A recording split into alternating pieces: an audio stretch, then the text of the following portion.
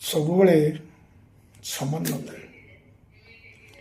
ଆଜି ଭଉଣୀ ମମତାଙ୍କର ଗୋଟିଏ ଭିଡ଼ିଓ ଦେଖିଲି।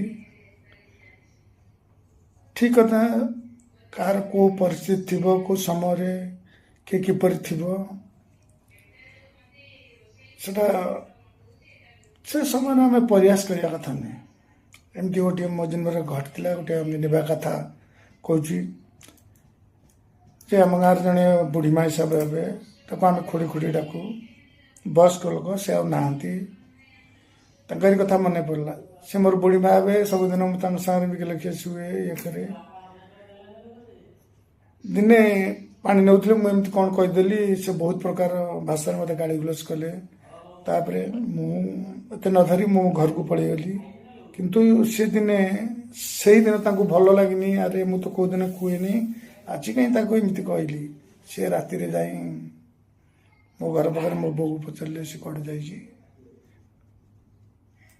ପଚାରି କହିଲେ ମୋର ଏମିତି ପରିସ୍ଥିତି, ଆଉ ସେଇଥିପାଇଁ ମୁଁ ତୋତେ ରାଗିଗଲି।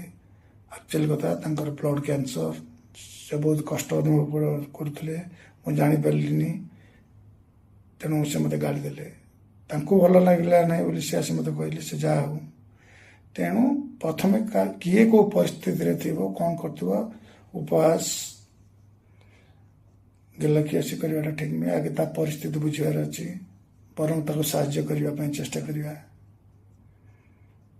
କାହାର ପରିସ୍ଥିତି ସମୟରେ ଉପହାସ, ପରିହାସ, ଥଟ୍ଟା ମଜା କରିବା ଠିକ୍ ନୁହେଁ। ସେଇଦିନ ମୁଁ ଶିଖିଛି। ରହୁଛି ଭାଇ।